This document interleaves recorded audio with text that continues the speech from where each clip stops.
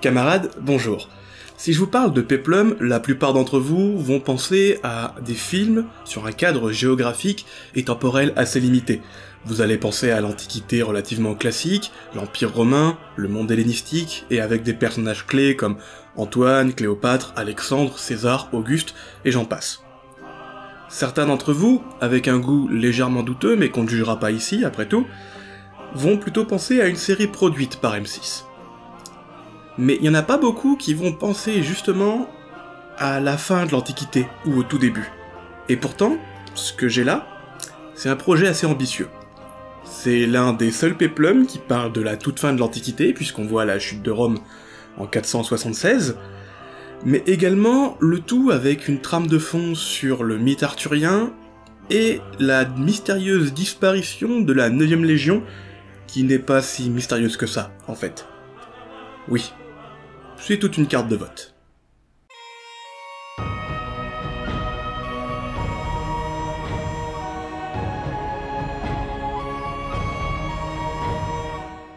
Alors, ce projet ambitieux et assez bancal, il faut le dire, qu'est La Dernière Légion, est un film de Doug Lefler.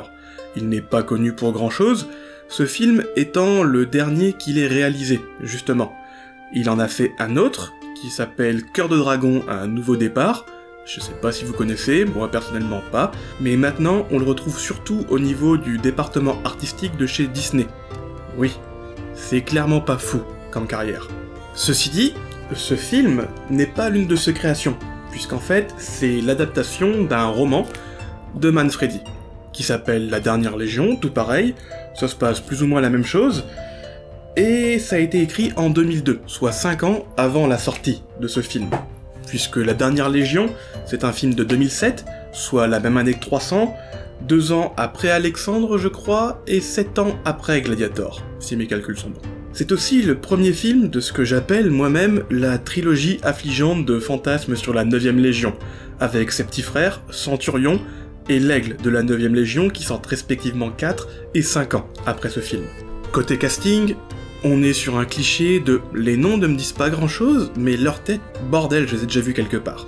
Vous avez par exemple Ben Kingsley, que vous avez pu voir dans Gandhi, La Liste de Schindler, ou encore Shutter Island, John Hannah, dont les gens de ma génération vont se rappeler surtout pour son rôle légendaire dans la saga de la momie, mais aussi dans le rôle du laniste Batiatus, dans la série Sexe et sang à Rome, qu'on appelle aussi des fois Spartacus pour quelques initiés, Kevin McKidd, un habitué du péplum puisqu'il a joué dans l'excellente série Rome que je vous conseille, le personnage de Vorenus, et que vous pouvez retrouver aussi dans mon film doudou préféré, Kingdom of Heaven.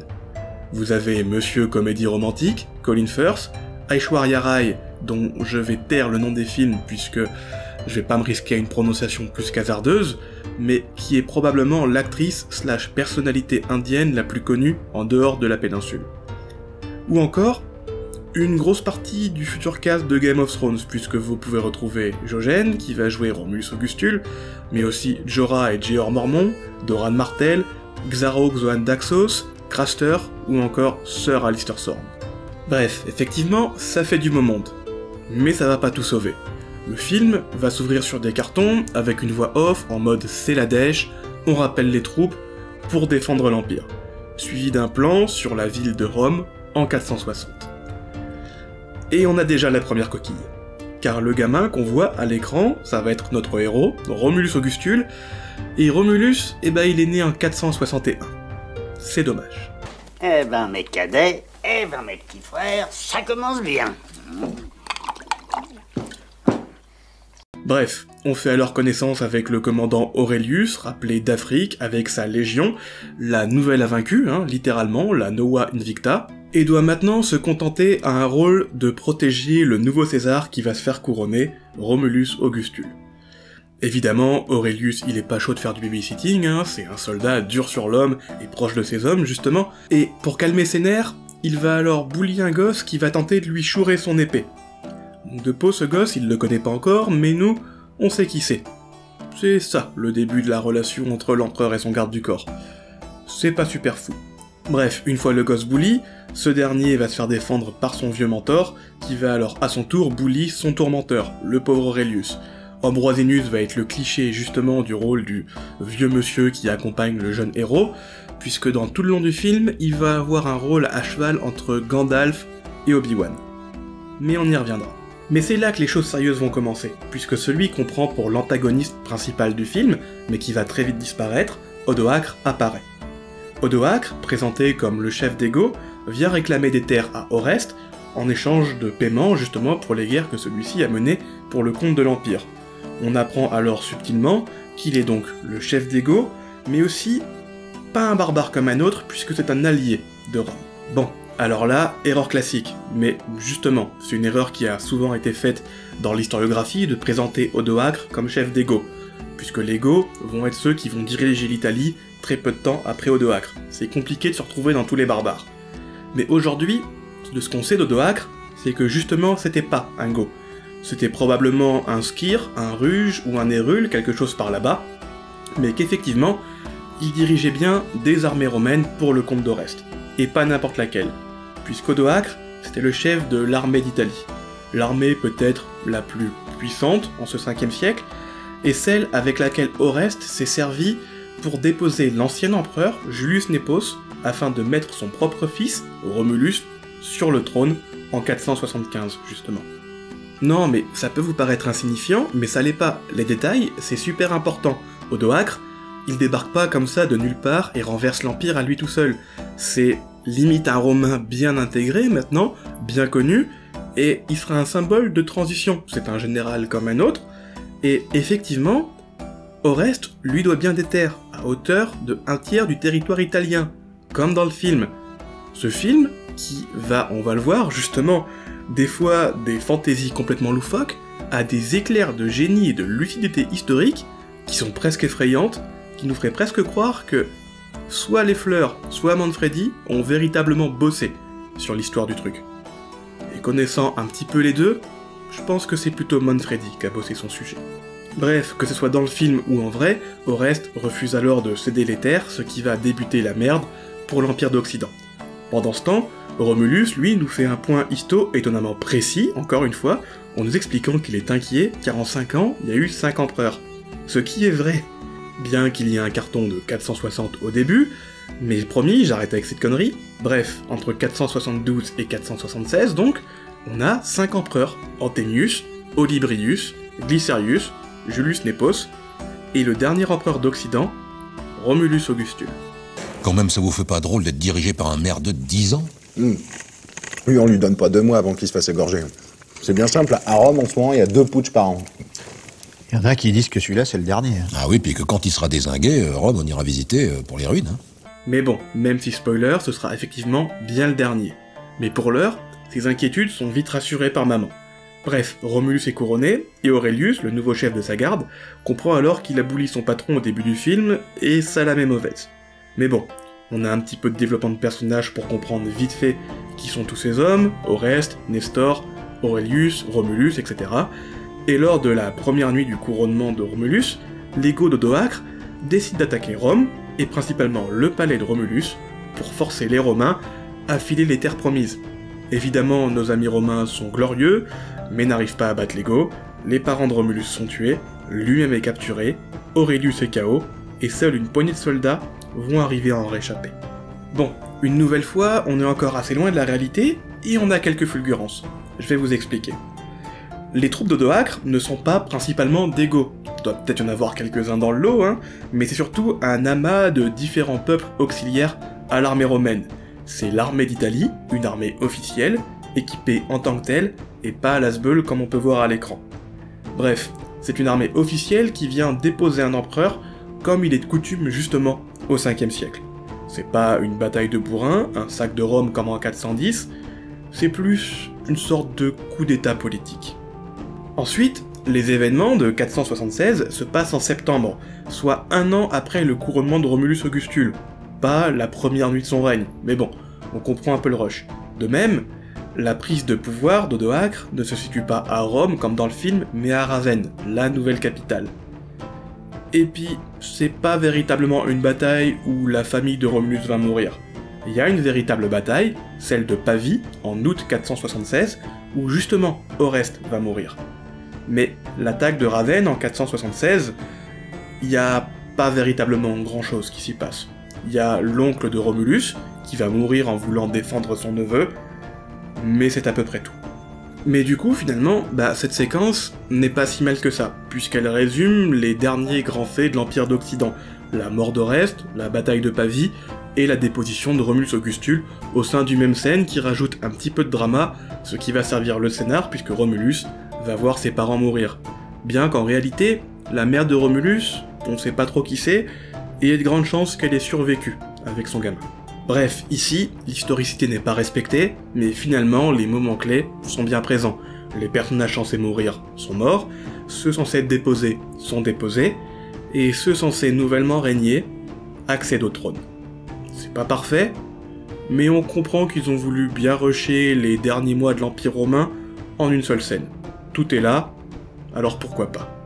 On peut continuer. Je reviendrai.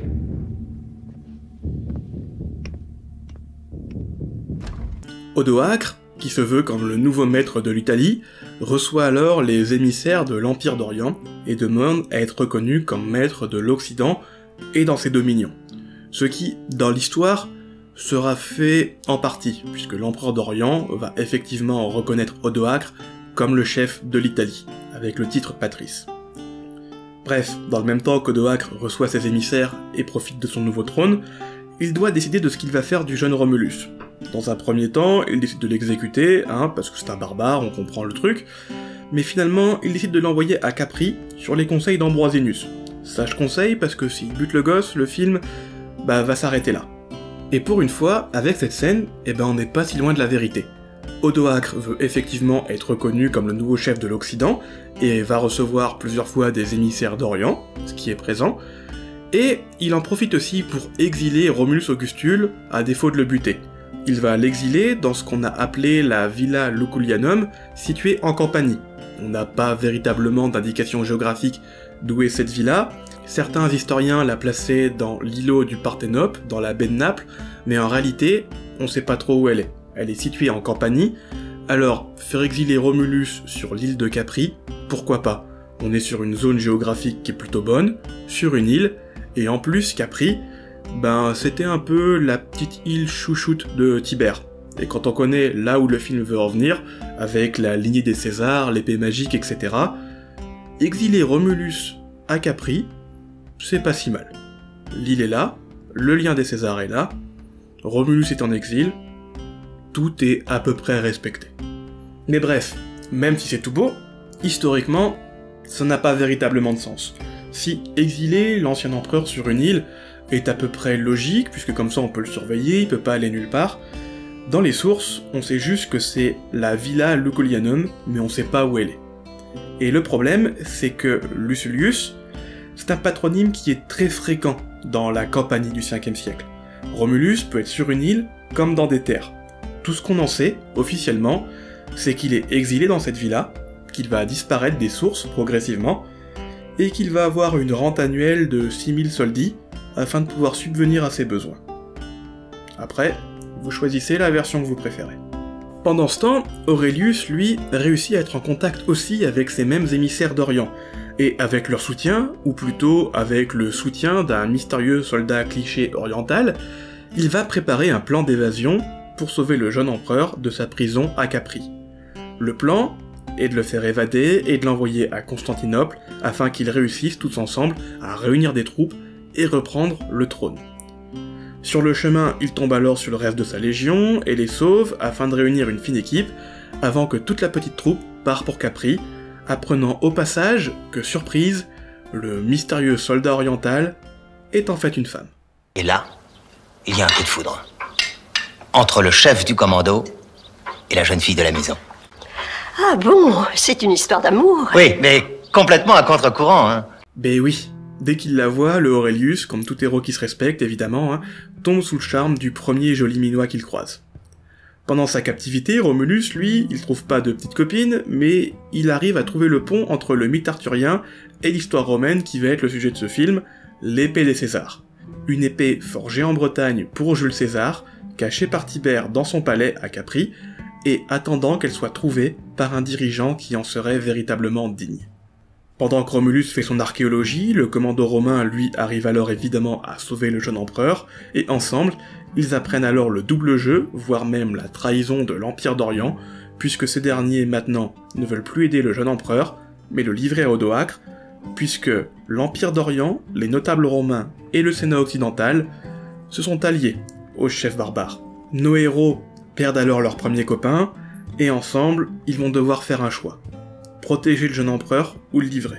Évidemment, ils choisissent tous la première option, la fidélité au jeune Romulus, et décident alors tous de partir pour la Bretagne, le dernier territoire qui serait resté fidèle à Rome, pour aller chercher la 9e légion qui y stationne, la dernière des légions romaines, c'est le titre du film.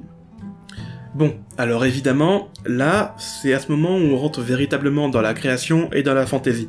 Historiquement, il n'y a plus véritablement de comparaison à faire. Par contre, ce qui est sûr, c'est que l'Orient, il ne trahit personne. Parce que c'est pas aussi simple que ça. Certes, dans un temps, ils vont reconnaître Odoacre comme patrice d'Italie, mais ils vont vite essayer de le faire jarter parce qu'ils vont le déranger, et surtout, dans le même temps, il y a un autre prétendant au trône qui existe, Julius Nepos, l'ancien empereur, celui qui précédait Romulus Augustule, qui stationne en Dalmatie, et qui lui commence à réunir des troupes et de l'argent justement pour reprendre le trône italien. Et l'Empire d'Orient, dans le même temps qu'ils reconnaissent Odoacre, s'assure de filer pognon, troupes et armes à Nepos pour son grand projet. À l'oriental, quoi. Dites, vous auriez pas essayé de me la faire à la pute par hasard? Par contre, ce qui est assez bien représenté, c'est qu'effectivement, Odoacre, une fois Romulus déposé, en fait, va se faire très vite accepter par l'aristocratie romaine, représentée ici par Nestor. Le Sénat romain va voter pour l'accession au trône d'Odoacre comme leur nouveau dirigeant, et ce dernier va tenter alors une continuité de l'Empire en tant que nouveau souverain légitime de tous les dominions impériaux occidentaux. Ce qui ne va pas aller bien longtemps. Par contre, le projet de partir en Bretagne pour aller chercher la dernière des légions romaines qui stationnent tout là-haut dans le nord, là, c'est quand même très mauvais. Même pour les Romains de l'époque, ils sont au courant que la Bretagne, elle est perdue. Et ça depuis 66 ans. Les derniers Romains en Bretagne, ça date de 410. Je veux bien que les infos mettent du temps à circuler, y a pas internet, mais là, même la SNCF ferait mieux. Le plan, il pue vraiment du cul. Oui, ça c'est vrai, ça. C'est quand même une performance, ça aussi. Surtout que, au final, les Romains ne sont plus véritablement en Bretagne, on peut se dire oui, mais il y a bien quelques vieux qui se souviennent, des vétérans, etc. Certes, les Brito-Romains existent, mais la Bretagne à cette époque-là, c'est un peu Game of Thrones le truc. Il y a du sang de partout, des invasions de tous les côtés, les Pictes, les Irlandais, les Bretons, les Saxons, bref, c'est une boucherie monumentale, et c'est pas le meilleur endroit pour emmener un gamin. De même, autre coquille, aller retrouver la 9e Légion qui est censée stationner là-haut au mur d'Adrien, ça aussi, c'est un peu dépassé comme info. La 9e, cette mystérieuse légion qui aurait disparu quelque part en Bretagne, on n'a plus de traces depuis le 2e siècle après Jésus-Christ, soit 300 ans avant le début du film. Et pour info, les dernières traces qu'on en a ne sont pas en Bretagne, mais quelque part en Orient. Donc non, désolé, le mythe de la mystérieuse légion disparue dans les forêts d'Écosse, c'est pas un véritable fait. Bon, je comprends un peu ce que le film a voulu faire, il a voulu mêler le mythe arthurien, la 9e Légion, le dernier empereur, le mur d'Adrien, faire un petit mash-up comme ça de tout ce qui est épique de la fin de l'Empire romain, dans une espèce de feu d'artifice final. Mais l'histoire véritable regorge de trucs comme ça qui auraient été tout aussi épiques, et beaucoup plus crédibles. Nepos existe, il a des troupes, et même s'il a été déposé par le père du jeune Romulus, et qui serait peut-être moyen chaud à l'aider, il serait pas contre récupérer quelques derniers des Romains volontaires pour lutter contre Odoacre. C'était l'allié peut-être le plus naturel, si cette situation devait exister. Mais bon, avec des si, on fait beaucoup de choses, je suis d'accord. Bref, nos amis traversent alors l'Empire, direction la Bretagne, dans des plans qui rappellent un autre film, mais je ne saurais plus lequel. Une fois arrivés en Bretagne, ce qui a pris environ 1 mois d'après Ambrosinus, mais dans le film on dirait que ça leur a pris 3 jours, ils tombent alors sur un village qui a été réduit en cendres, ce qui serait l'œuvre d'un certain Vortigern, d'après Ambrosinus. On comprend alors qu'il y a un lore entre les deux hommes, mais pour le moment, ils nous jouent la carte de mystère, et c'est pas pour tout de suite. Pour l'heure, de ce qu'on en sait, de ce dénommé Vortigern, c'est qu'il a l'air d'habiter dans un château qui n'est pas du tout du 5e siècle. Bref, nos amis de la nouvelle communauté de l'anneau arrivent alors devant le mur d'Adrien, qui est étonnamment bien conservé pour l'époque, puisqu'il est abandonné depuis quasiment 70 ans, qui est même étonnamment situé, car même s'il y a un peu de relief dans la partie centrale de la Bretagne du Nord, c'est surtout de la plaine et à la rigueur des petits vallons, on n'aurait jamais un point de vue comme ça, et surtout, après j'arrête, promis, mais je le trouve étrangement ressemblant aux fortifications de Spiš en Slovaquie. Je sais pas ce que vous en pensez. Une fois sur place, nos héros perdent alors espoir, évidemment, et sont interrompus assez grossièrement par une bande de clodos. On apprend très vite que ces clodos sont en fait les derniers de la 9e Légion, oui, 300 ans après ils sont plutôt bien conservés, et que, se sentant abandonnés par Rome, ils ont décidé de déserter et de fonder leur propre famille ici, en Bretagne. Chose qui, étonnamment, est assez attestée. Pas que la 9e ait disparu pour fonder sa famille là-haut en Bretagne, mais que des légionnaires du mur, une fois que la Bretagne est restée indépendante, se sont installés avec leur famille au pied du mur.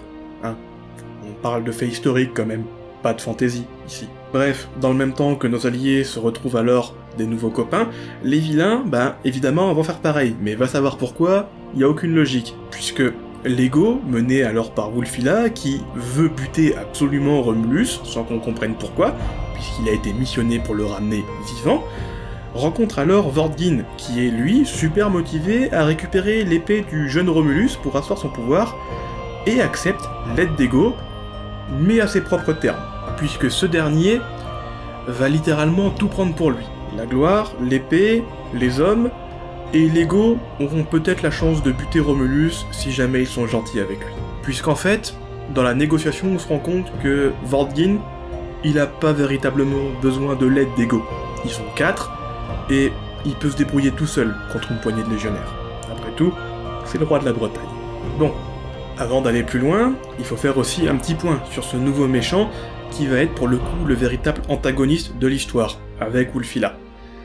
Ce Vortigern, ou qu'on trouve aussi quelquefois Vortigern dans les sources, est un roi breton qui aurait possiblement existé. J'ai pas la moindre idée de qui vous êtes. On est pour ainsi dire les fondateurs de ce qu'on appelle aujourd'hui l'époque arthurienne. Possiblement, car comme tous les Bretons du 5e siècle, l'histoire véritable se mêle à la matière de Bretagne et au mythe arthurien. C'est donc très compliqué de mêler le vrai du faux. Mais ce qu'on en sait, c'est qu'il y aurait bien eu véritablement un Vortigern ou un Vortigern qui serait devenu roi des Bretons après le départ de Rome en 410. Ce Vortigern serait issu d'un métissage de la noblesse brito-romaine et serait un roi qui aurait effectivement pactisé non pas avec des Goths, mais avec des Saxons pour lutter contre des Pictes. Sauf que les Saxons un peu bourrins ne font pas la différence entre Pictes et Bretons et massacrent un peu tout le monde. Il a alors tout le mal du monde à s'en défaire et arrive, grâce à son fils, à battre les Saxons avant de se reprendre un retour de bâton, de se faire capturer, et sera connu chez les Bretons comme le symbole de la défaite bretonne face aux Saxons. C'est le roi qui a perdu. Bref, une nouvelle fois, la fantaisie prend alors le pas sur les faits historiques, et même sur le mythe en lui-même, puisque dans le mythe arthurien, Vortigern, c'est pas tout à fait ça. Mais les éléments clés du développement du personnage sont effectivement présents. Vortigern est effectivement un roi qui a pactisé avec des barbares germains et qui a buté des Celtes de sa propre île. C'est pas les bons peuples, pas la bonne chronologie, mais les faits sont quasiment les mêmes. C'est quand même rageant des fois ce film. Avec la fusion Mégazord des méchants, on arrive alors au climax, la bataille finale qui approche à grands pas. Évidemment, les déserteurs retraités de la 9e refusent de combattre, le mec qui les terrifie, ils en ont beaucoup trop peur. Et tout ça en plus pour un gosse qu'ils ne connaissent même pas, et qui jugent pour responsable de leur abandon en Bretagne. C'est assez étonnant, effectivement. Notre petite communauté part donc avec seulement quelques hommes volontaires pour le mur d'Adrien, afin d'affronter une mort certaine dans l'héroïsme et la gloire de Rome. Ambroisinus tient alors le même discours à Romulus que Gandalf à Merry dans Le Retour du Roi, et nos nouveaux héros, papa et maman de substitution, finissent par coucher ensemble parce que j'imagine que la seule femme du cast doit au moins coucher une fois avec le héros, ça doit être dans le cahier des charges. Au matin de la bataille, Romulus offre alors son épée de Wish en symbole à Aurelius, son nouveau papa, et le général tient alors un discours une nouvelle fois étrangement ressemblant à un autre pour encourager les derniers des Romains. La bataille commence alors, les barbares attaquent comme des barbares, pas de plan, pas de stratégie, on fonce dans le tas, on crie, on porte des costumes noirs, du mascara, du cuir, des trucs chelous, bref. Et Gandalf les repousse alors en jetant des boules de feu. Bon, en fait ce sont des balises qu'il a cachées derrière le mur, mais les vilains croient effectivement qu'il y a un mage sur le champ de bataille, ce qui les terrifie. Nos héros douillent, les membres de la compagnie meurent petit à petit, le dragon est abattu en guise de symbole. Quant au dernier moment, quand tout semble perdu, aux premières lueurs du 5e jour à l'est, émerge de la colline la 9e Légion au complet, en formation, et équipée comme au 2e siècle justement, avec les mêmes stratégies, comme quoi les retraités de 300 ans, c'est toujours utile finalement. Non mais vous savez, attendez, il y a que vous que ça fait fantasmer les vieux. Quand même, c'est classe les vieux. Ils arrivent, c'est hyper mystérieux. Les vieux c'est mystérieux, mais vous vous foutez de moi? Le renfort de la 9e est alors décisif, les méchants meurent, le joli minois tue le grudu, Gandalf se venge enfin de Saruman, les barbares s'enfuient, et ce qui permet alors à Aurelius d'avoir son duel final contre Wulfila. Le duel a lieu, Aurelius douille évidemment, et est sauvé au dernier moment par Romulus, qui en profite pour tuer celui qui le stalke depuis le début du film, et qui a tué ses parents. Romulus nous fait alors un dernier discours de type Miss France, où il veut la paix dans le monde, envoie balader son épée qui va se planter dans un rocher, Winky Winky, et on se retrouve alors des années plus tard, avec Gandalf qui côtoie un autre minot. Ça devient chelou le fait qu'il côtoie que des gamins, le vieux. Et Ambroisinus nous raconte alors la fin de l'histoire, on comprend alors que le film qu'on vient de voir était en fait justement le récit qu'il racontait aux jeunes gamins, qu'Aurelius a fini par adopter officiellement Romulus, que ce dernier a fini par être adopté à son tour par les locaux, qu'il s'est trouvé sa copine, et se fait maintenant appeler le fils du dragon, Pendragon, en symbole de la 9e Légion. Romulus, ou plutôt Pendragon, est le père alors du jeune garçon à côté de Gandalf, qui s'appelle évidemment Arthur. Vous avez toujours pas compris? Non? C'est pas grave. Ambroisinus nous révèle alors que depuis le début du film, Ambroisinus, c'est pas véritablement son nom, c'était le nom sur lequel il était connu chez les Romains, mais qu'ici, en Bretagne, tout le monde l'appelle Merlin. Et si vous avez pas encore compris, on finit par un gros plan sur l'épée pas du tout abusé, avec un message assez clair je pense, au cas où justement, si jamais vous n'aviez pas encore véritablement compris la référence au mythe arthurien. Bon, alors, finalement, que penser de ce film? Historiquement, il vaut rien. Y a pas grand chose qui va, les costumes, les casques à cornes, la papeterie habituelle du cliché du romain contre le barbare crasseux avec du mascara.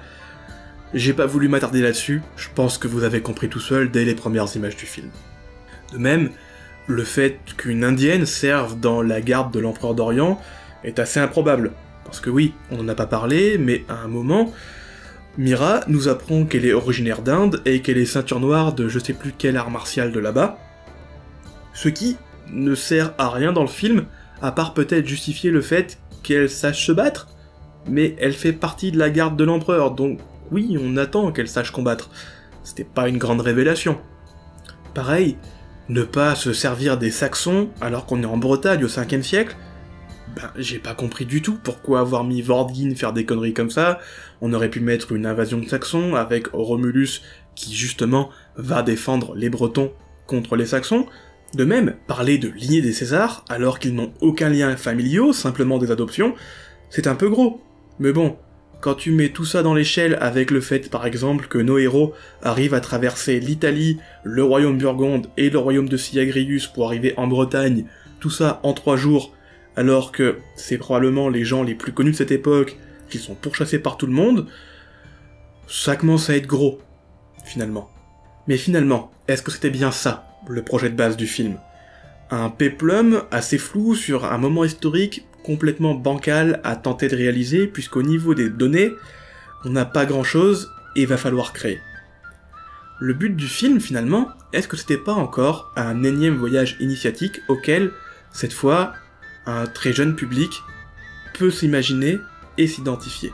J'ai souvent fait la blague de comparaison avec le Seigneur des Anneaux dans ce film, mais finalement, tous les clichés du voyage initiatique sont bien présents. On a le jeune héros qui vit dans sa bulle, et qui, malgré lui, va être confronté aux dangers du monde extérieur et à une quête épique. On a le vieux mentor qui possède des pouvoirs magiques, le groupe de copains qui n'hésite pas à se sacrifier pour le jeune héros. On a même l'épée magique, l'affrontement de la mort et des traumas liés à la perte de ses proches. À l'instar de l'univers de Tolkien, d'un Star Wars ou de Harry Potter, dans la dernière Légion, tout est là, une fois de plus, mais avec moins de brio. Parce que finalement, pour une fois, on n'a pas un énième général complètement badass qui peut retourner le monde à lui tout seul, un héros mythologique comme Achille, ou un grand conquérant qui nous fait rêver comme Alexandre. On a un gamin normal, sans particularité aucune, qui va devoir survivre à ses traumas, trouver sa place dans le monde, et tout ça sur un fond de mythe arthurien qui fait écho à la plupart des enfants qui sommeillent encore en nous, non? Et ça, vu la période de l'année, c'est pas plus mal, je trouve. À l'année prochaine. Le bisou.